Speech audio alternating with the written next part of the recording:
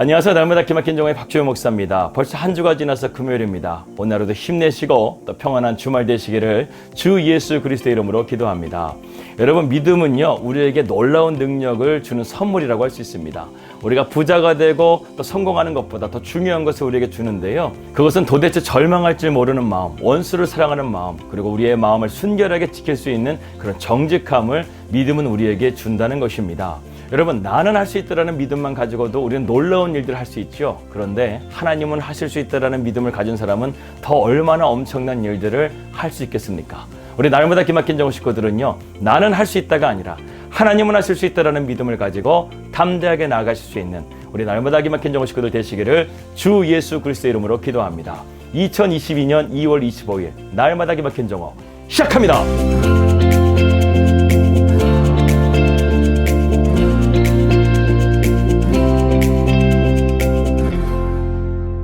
말씀 들어가도록 하겠습니다. 우리는 계속해서 다니엘서의 말씀을 함께 살펴보고 있습니다. 여러분, 우리 신앙생활 가운데서 가장 중요한 것은 무엇이라고 생각하나요? 그것은 바로 우리 하나님을 가장 깊이 아는 것이라고 저는 믿습니다. 다니엘서 11장 32절 말씀입니다. 그가 또 언약을 배반하고 악행하는 자를 속임수로 타락시킬 것이나 오직 자기 하나님을 아는 백성은 강하여 용맹을 떨치리라. 여러분, 이 말씀처럼요, 하나님의 백성은요, 하나님을 알아갈 때 진정한 강함과 용맹을 떨칠 것이라고 말씀하고 있습니다. 아무리 요동치는 상황 가운데 있다 할지라도 하나님을 아는 백성은요, 겁낼 이유가 없어요. 다니엘은 자기를 사자굴에 들어가 음모를 죽게 하는 상황을 알았음에도 불구하고 그는 담대하게 기도의 자리로 나아갔습니다. 그는 알았던 것이죠. 하나님께 기도의 두 손을 드는 것만큼 이 세상에 그를 막을 자는 아무것도 없다라는 것을 다니엘은 분명히 알았다는 것입니다. 어디 다니엘뿐만일까요? 다윗도 마찬가지입니다. 그는 하나님의 이름으로 골리앗 앞에 나아갔었을 때 하나님께서는 그를 이기게 하셨습니다. 모세의 기도의 두 손을 통해서 아말렉과의 전쟁을 치렀을 때 하나님께서는 그 기도의 두 손을 승리케 하셨습니다. 엘리야의 기도를 통해서 아합의 부하들이 그를 찾아왔었을 때 하늘에서 그를 불의를 내리게 하셨고, 히스기야의 두 손을 든 기도가요, 아수르 군대 18만 5천 명을 순식간에 진멸시키는 하나님의 권능이 나타났다는 것입니다. 여러분, 이 세상에서요, 기도하는 두 손을 이길 수 있는 힘은 아무것도 없다는 것입니다. 그런데 중요한 것은요, 그러한 일이 과거의 일이 아니라는 것입니다. 지금도 하나님은 살아계셔서 우리 가운데 이런 역사를 행하시고 계신다는 것입니다. 우리가 믿음 가운데 나아가게 될 때 이런 역사를 이루게 될 줄을 믿습니다. 그러므로 우리는요, 빌립보서의 말씀과 같이 아무것도 염려하지 말고 오직 모든 일에 기도와 간구로 너희 구할 것을 감사함으로 하나님께 아뢰라. 그러면 모든 지각에 뛰어나신 하나님의 평강이 너희의 마음과 너희의 생각을 지켜주실 것이라. 아멘. 우리가 이 말씀을 아멘으로 받고 믿음으로 확신하게 될 때 우리의 삶 가운데 하나님이 이렇게 역사해 주실 것을 믿습니다. 그러므로 신앙생활이라는 것은 무엇일까요? 바로 하나님을 깊이 알아가는 것이라고 할 수 있습니다. 우리가 하나님과 깊이 교제하고 하나님과 알아가게 될 때 우리의 신앙은요, 더욱더 견고해지고 성숙해진다는 것이죠. 드디어 러시아가 우크라이나의 선제 공격을 감행을 했습니다. 이것은 앞으로 어떻게 국제 정세가 바뀌게 될지 우리는 앞을 알 수 없는 상황이 되어버린 것이죠. 그러나 제가 어제 말씀드린 것과 같이 하나님께서는 이 세상을 다스리십니다. 그렇기 때문에 이것이 하나님의 주권 가운데 이루어지게 될 것이죠. 이 전쟁을 통해서 세계의 판도가 바뀌게 될 것입니다. 이럴 때일수록 우리는 깨어있어서 하나님을 더욱더 붙잡고 믿음으로써 더욱더 기도의 자리로 나아가야 될 줄을 믿습니다. 지금 이러한 혼돈의 세상 속에서 우리 그리스도인들은요, 정말로 하나님을 붙잡아야 돼요. 기도로서 하나님을 붙잡아야 됩니다. 다니엘서 11장 45절의 말씀입니다. 그가 장막 궁전을 바다와 영화롭고 거룩한 산 사이에 세울 것이나 그의 종말이 이르리니 도와줄 자가 없으리라. 여러분, 결국 사탄의 세력들은요, 종말을 맞게 될 것이라는 겁니다. 그때는 그를 도울 자가 아무도 없다는 것이죠. 하나님의 말씀처럼 이런 사탄의 세력들은요, 반드시 심판에 이르게 될 것입니다. 우리는 다니엘서의 말씀을 읽으면서 한 가지 사실을 분명하게 깨달아야 됩니다. 그것은 바로 하나님께서 역사의 주관자라는 사실입니다. 하나님은 역사의 주체자시오, 이 역사를 경영하시는 하나님이시라는 겁니다. 과연 이것이 우리의 삶 가운데 어떻게 적용될 수 있을까요? 여러분, 제가 예전에 읽었던 이용규 선교사님의 내려놓음이라는 책에 보게 되면 이러한 구절이 있습니다. 하나님의 사람의 인생은 마치 번지 점프를 하는 것과 같다, 이렇게 말씀했습니다. 이 번지 점프를 할 때 진짜 무서운 것은요, 떨어질 때가 아니라요, 그 진동으로 다시금 뛰어오를 때가 제일 무섭다고 합니다.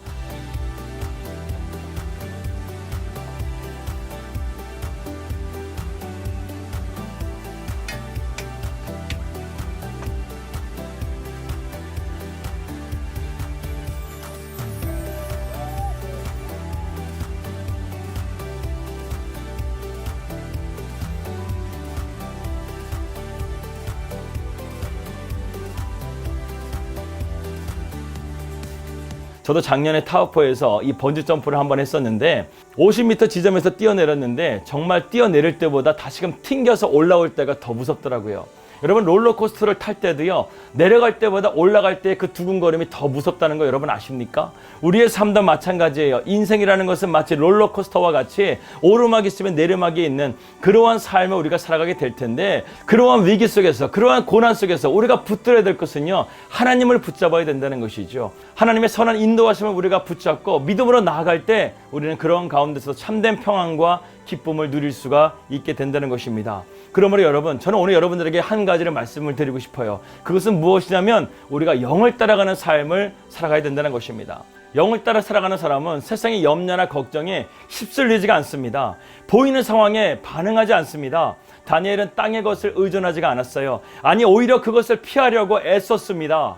그는 하늘의 것을 의지하며 살기로 결단했어요. 이것이 영의 사람과 육의 사람의 차이라는 것입니다. 또한 영의 사람은요, 세상에 알아주지 않아도 하나님이 알아주시는 것을 기뻐하는 삶을 살아가는 것입니다. 다니엘이 그러했죠. 그는 하루에 3번 하나님 앞에 기도했습니다. 그가 기도한 것이 무엇입니까? 바로 하나님과의 영적인 만남의 자리로 나아갔다는 것이죠. 화려한 왕궁 생활이 그에게 기쁨을 주는 것이 아니라 하나님께 기도하는 그 삶이 그의 삶 가운데 기쁨을 주고 그의 삶 가운데 충만함을 주었다는 것입니다.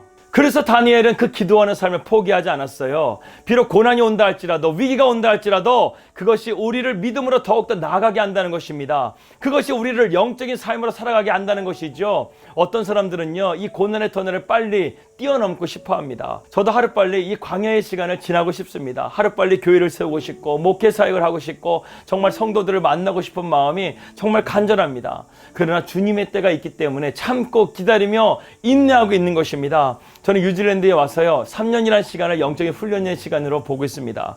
올해가 그 마지막을 채워가는 시간이에요. 지금은 다른 어떤 것들보다 기도하며 하늘의 능력을 받는 것이 중요하다고 생각을 합니다. 오늘날 많은 목회자들이요, 언변은 뛰어날지 모르지만 능력이 약한 것이 현실입니다. 그래서 개척보다는 청빙을 선호하는 목회자들이 더 많다고 합니다. 왜냐하면 자신이 없기 때문에 그래요. 하지만 우리 선배 목사님들은요, 개척하기 위해서 하루에 8시간, 9시간씩 하나님 앞에 매달리면서 기도했었을 때 하나님께서 그 개척을 이루어 주셨고 큰 교회를 세우고 큰 부흥을 일으켰던 것을 우리는 보게 됩니다.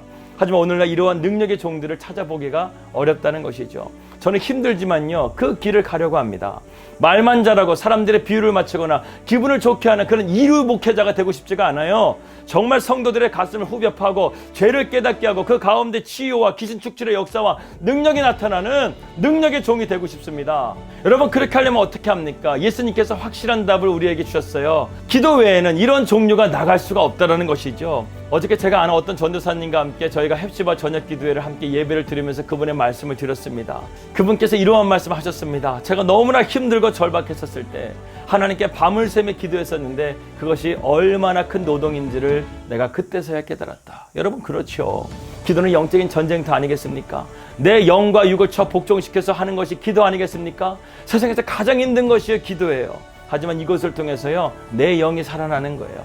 다른 사람을 살릴 수 있는 능력이요, 바로 이 기도의 자리에서 나오는 것입니다. 그분이 그러한 기도를 통해서 기도의 눈이 열려져서 지금 놀라운 능력으로 지금 사역을 감당하고 있습니다. 그렇습니다. 하늘의 능력은 제한이 없는 거예요. 한계가 없는 것입니다. 우리가 그러한 기도의 능력을 꼭 받기를 원합니다.